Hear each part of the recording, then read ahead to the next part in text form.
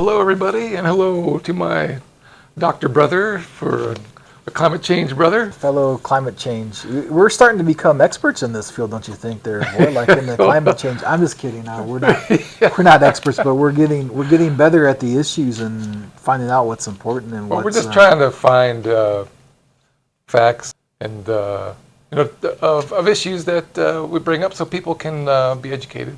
Yeah, we're both very good proponents of trying to do something about climate change, I think more people are being convinced that, yeah, there's climate change, but they kind of need to be educated a bit about it to make the right decisions.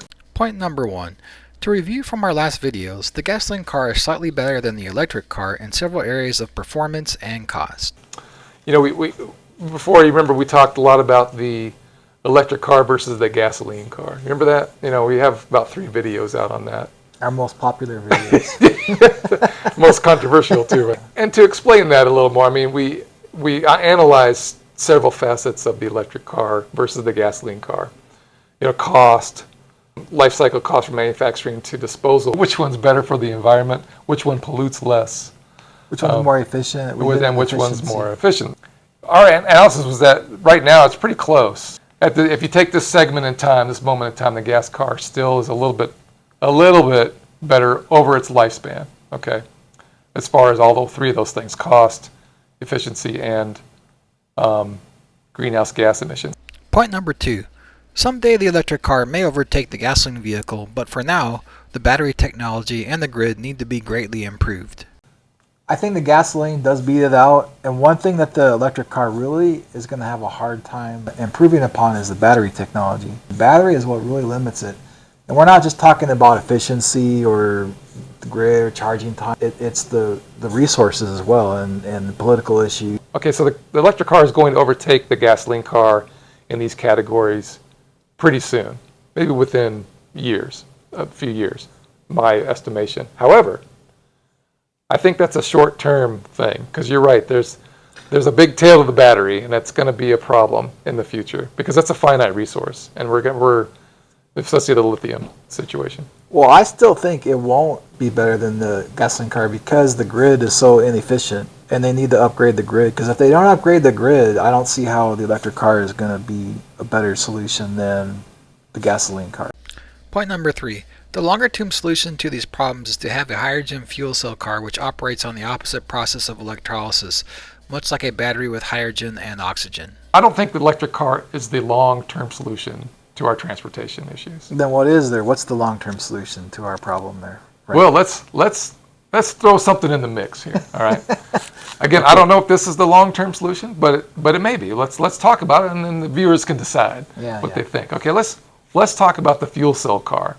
Okay, it's like a battery. It's electric powered. Okay, just like the electric car that uses lithium batteries.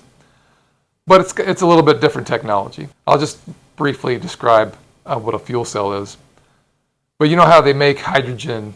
There's a process called electrolysis, where you use electricity. You have an anode and a cathode. And you lose electricity to create this electric field between them, and you have this electrolyte. And the result is it breaks apart the H2O into hydrogen and oxygen, right? And so you get this hydrogen out. But you have to use a lot of electricity to do that. Now, a fuel cell, what it does is it kind of reverses that process, where you have an anode and a cathode, or a positive and a negative, like on a battery, a traditional battery, positive, negative terminal. You have an electrolyte in between. You introduce now in a cavity hydrogen with some type of catalysts that help it ionize the hydrogen, so it wants to flow towards the oxygen that you're also introducing on the other side. And so what's happening is, and when you do that, it's creating H2O again, and that's the result. The result is like water again. But that process of them combining back together creates power. Point number 4. The process of making hydrogen already has its disadvantages as a fuel-efficient source, and the fuel cell car still requires a battery, although a much smaller one. So, in a sense, just by explaining that, the inefficiencies between making hydrogen and then reusing it again for the same process means that you're not going to be cost effective or power effective in a sense. You're you're losing efficiencies right off the bat just from that process. With the electric and the hydrogen fuel cell vehicle is that they use the same kind of electric motor and powertrain, but the fuel cell does use like a battery. It's a much smaller battery. You mean a traditional battery? Yeah, well, no, I think it's still a lithium battery, but it's Right. it's a much smaller size and it doesn't weigh as much, and it uses the regenerative braking and the coasting to like recharge it. Point number 5. Heavy payloads with trucks using electric vehicle technology will have to weigh more and have a very large battery to handle them. In addition, more electric fuel is required as well. By the way, it only produces, each fuel cell that they make produces less than a volt of energy, so you have to have a lot of fuel cells. Kind of like, when you see the hybrid batteries, they have all these sections, of these battery cells, and they stack them all together to make this battery. That's about maybe this big, but the electric car weighs more because of the battery, right? And that brings into one of our issues about the heavy duty vehicles, because we were Right. talking about this, and you really don't want to have a situation where we're dependent on electric vehicles for like our heavy duty trucks or any of those large vehicles. It's not going to beat out a diesel, because diesel and fuel cells have advantages and disadvantages to each other, but they're both very ideal for heavy duty vehicles like to use. So the fuel cell, this is where the fuel cell really, really shines, is on payload, right? On heavy equipment moving and things like that. And for a couple of reasons, like you said, its efficiencies are a little bit better for that for the weight distribution. All right. So you have, whereas an electric car, you have to add so much more power and so much more weight to get up to the amount of power to have to, say, haul some, like a big semi truck or something like that. If you're making it all electric, you would have to have a huge amount of power of a battery source to make that go, which means the weight's going to go up and your efficiency is going to go down. So it's a point of diminishing returns as you go up and up in payload. And not only that, when you're traveling across the country, it's so big. I mean, you have to go to a lot of charging stations to go across the United States, whereas with the diesel and hydrogen, you only need like a few. It's not the same. I think you still have to fill up more with the hydrogen compared to the diesel right now, but that may change in the future. Point number 6. The resistance of the road to the tires is a big factor when considering the effectiveness between an electric and diesel trucks. They're also effective for railroads or possible transit systems.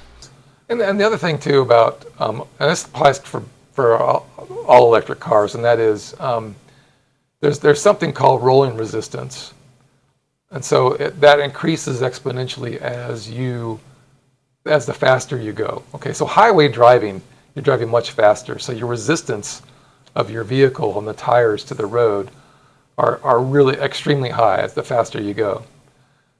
The reason why the gasoline engine gets better mileage on the highway is because it has a transmission that shifts the gear ratio from the engine to the tires to be really efficient. So a diesel engine would do that, but an electric car won't. So electric car just keeps putting more and more power, transferring it to the wheels so that it rolls. And so the faster you go, the more and more power you got to use. So like, for instance, a electric vehicle around town may get, say, 5 miles per kilowatt hour. On the highway, it's about half of that. Okay, so you got to double your power. That's why, my brother, when he screams up to Phoenix back forth, he goes, "Oh man, I got to charge up a lot more when I'm going on the highway than I do around town." So that's the reason why. What about like public transportation or like rail or railroads or something for that kind of transportation? How would that do, the electric system or the fuel cell system? I think the fuel cell system would be better because you have a lot of people on the train, which is a lot of weight as well. So that you're talking about a big payload again, right? Yeah, you're talking about a big payload, and you can use supercapacitors for these vehicles as well. So that helps. That helps with start and stop. So you can actually use a supercapacitor in place of the regular battery you were talking about before, right? I don't know. Some do use just the fuel cell with the supercapacitor, but what I've heard is that you need all three. All three is the best. Yeah, all three is the best. Like, you need a small battery, you need a supercapacitor, and you need the fuel cell. What I believe is if you have all three and they perfect that, then you're going to kick the gasoline or diesel engine pretty much too, or those cars. That's a good. So what you were you're researching was that the cars that do the best, that the most efficient, are the ones that have all three. Yeah, the one that's Right. going to have all three.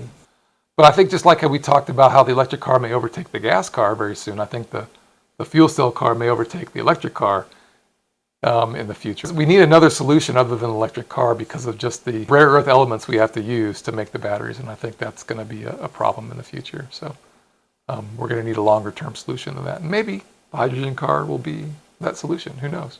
Until next time, we'll bring you the facts as we see them, and you can decide how to take these in and implement these things. All right. Excellent.